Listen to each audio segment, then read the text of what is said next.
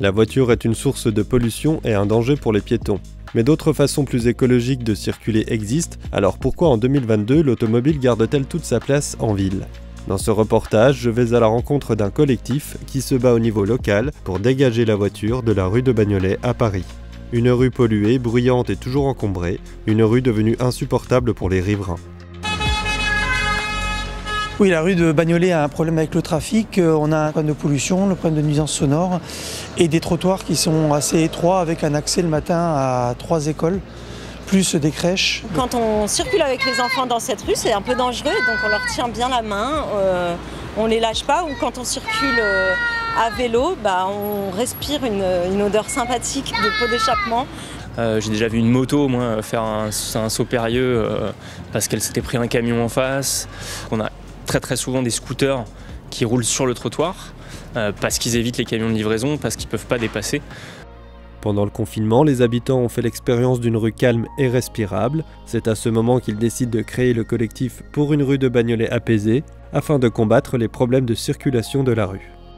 Cette rue est une anomalie et depuis des années. Elle est réputée pour ça, on la surnomme même la rue de la bagnole, donc c'est pour dire. Et tous les usagers sont d'accord pour le dire, que ce soit les piétons, les cyclistes, même les voitures. Passer dans cette rue, c'est un enfer, donc en fait la cohabitation n'est pas possible. En fait, il y a trop de place dédiée à la voiture et pas assez aux piétons. Le problème de la voiture en ville est le fruit de l'histoire. Tout au long du XXe siècle, l'automobile s'est imposée comme le principal mode de transport et le réseau routier devient prioritaire dans les aménagements urbains. Aujourd'hui, les villes comme Paris se sont adaptées, nous sommes passés au tout-voiture et plus de 50% de l'espace public est réservé à l'automobile. Et on arrive aujourd'hui à un système qui est complètement construit autour de l'automobile, c'est-à-dire qu'on a du stationnement, on a des voiries adaptées pour l'automobile, on a des voitures de fonction, on a de l'essence, mais on a tout un système qui fait qu'on est, on va dire, incité à utiliser l'automobile pour absolument tous nos trajets. Et on voit parce que 3/4 des déplacements qui sont réalisés en France font moins de 5 km et beaucoup de ces déplacements-là sont faits en voiture en réalité. Donc on a besoin maintenant de changer ce système-là, c'est-à-dire de redistribuer un espace qui est maintenant quasiment exclusivement dédié à l'automobile à d'autres modes de transport. Les membres du collectif pour une rue de Bagnolet apaisée l'ont bien compris, ils sont déterminés à faire changer les choses. Je pense qu'il est vraiment urgent de se désintoxiquer de la voiture, notamment en ville. Nous, notre objectif, c'est de maintenir une forme de pression sur les élus et de leur dire de toute façon, on lâchera pas. C'est-à-dire, on sait que clairement, les élus auraient pu se dire, bon, voilà, il y a un collectif, ça dure 6 mois, ça va finir par s'essouffler. Donc nous, notre objectif, déjà, c'était de tenir, de garder la motivation et de garder les habitants avec nous sur cette mobilisation-là. Peu à peu, la protestation gagne du terrain et les élus de la mairie du 20e arrondissement prennent conscience du problème. La rue de Bagnolet est un cas d'école dans le sens où c'est une des rues les plus étroites, un des axes structurants avec effectivement une largeur de rue qui est quand même très limitée et qui ne permet pas le croisement des véhicules dans le sens aller et retour dans des conditions acceptables. Nous avons souhaité effectivement nous attaquer à ce problème-là en rencontrant immédiatement les habitants et voir avec eux ce qu'on pouvait y faire. Les riverains regrettent que ces paroles ne soient pas suivies par des actes.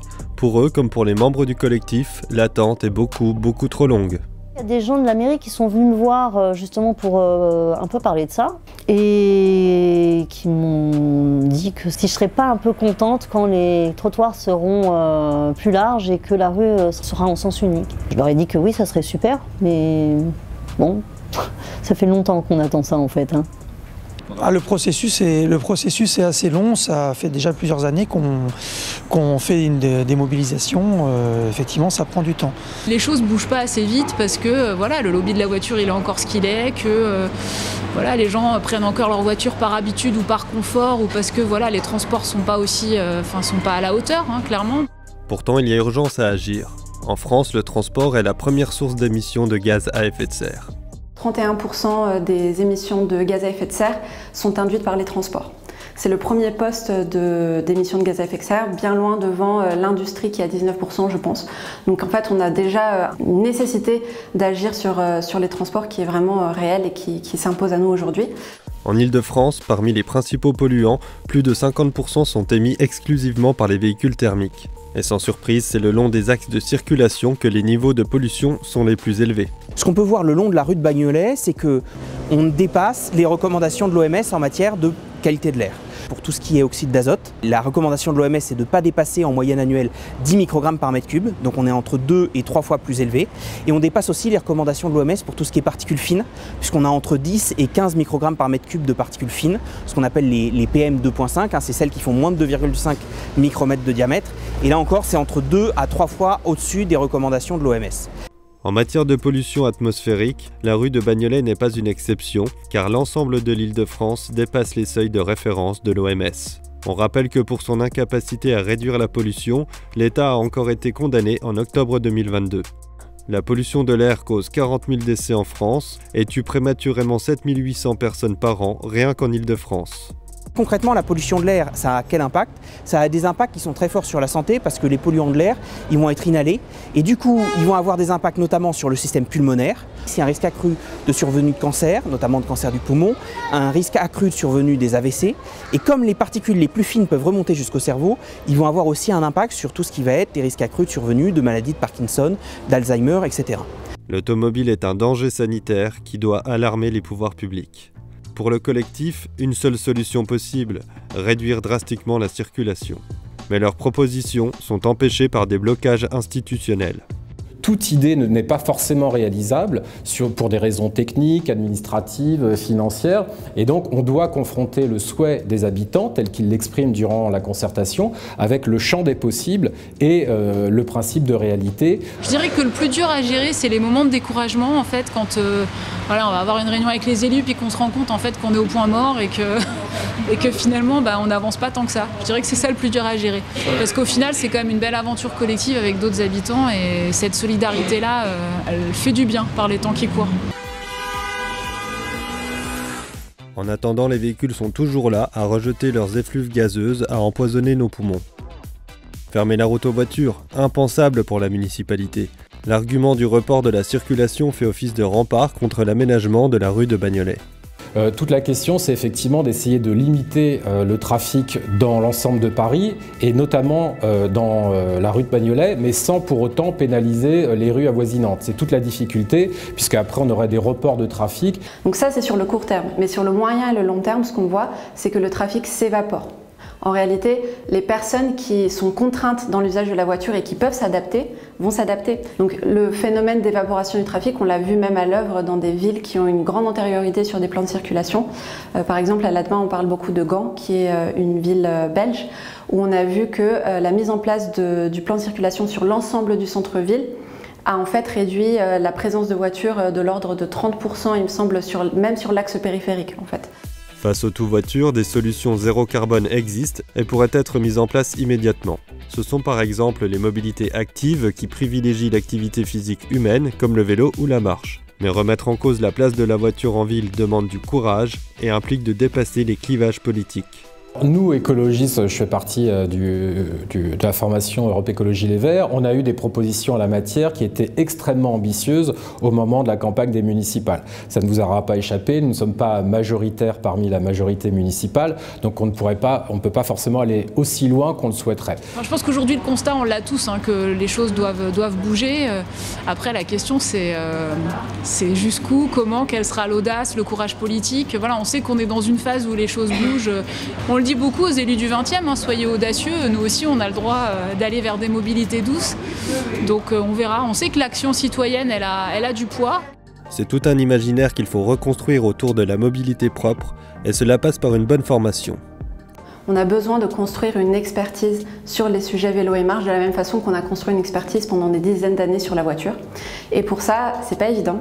Il faut aller voir les personnes qui sont actuellement en charge des transports, de la voirie, des espaces publics, mais aussi des élus et aussi quelques membres d'associations pour leur un peu les amener à faire ressurgir le vélo et la marche dans leurs projets, dans leur politique. Pour d'autres, le problème est beaucoup plus profond. C'est le cas de l'architecte Marc Held, auteur du livre « Rêvons d'une autre ville ». Il milite pour un réaménagement total du territoire, contre la spéculation et en faveur d'un retour de la nature en ville. Le bonheur ou le malheur, à partir du moment où l'on possède de quoi se nourrir, se couvrir, se loger, on le porte en soi. Henri Laborie, c'est pas beau ça ? considèrent qu'il faut révolutionner nos modes de vie, il faut aller beaucoup plus loin.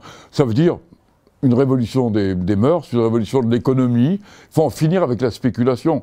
L'Europe, parlons de l'Europe, c'est couverte de routes bétonnées, parce qu'évidemment le béton, ça rapporte. La spéculation, c'est bon, le béton. Donc il faudrait que dans une cité, comme dans les cités médiévales, il y ait des jardins, il y ait des potagers, et pas des trucs pour faire joli, les beaux arbres, la façade toute verte. C'est du bidon, ça n'existe pas. Dans cette perspective, si on arrive à avoir du travail à proximité de chez soi, on n'a plus besoin de bagnole, on n'a pas besoin de se transporter. Donc il faut mettre fin à ce système mortifère du capitalisme, et en particulier du capitalisme financier. Alors que je m'apprêtais à boucler ce reportage sur une note pessimiste, la mairie a convié le collectif pour dévoiler un nouveau plan de circulation sur la rue de Bagnolet. La rue de Bagnolet, donc la rue sera mise à sens unique, et sur les parties mises à sens unique, il y aura donc un couloir bus-vélo qui sera créé. Avec des trottoirs élargis et une circulation qui ne permettra plus le transit vers le centre, ce projet sera l'un des plus ambitieux de Paris. Le maire du 20e le confesse, sans la pression du collectif, ce projet n'aurait jamais pu être aussi abouti. Les sachants, c'est ceux qui vivent la rue au quotidien.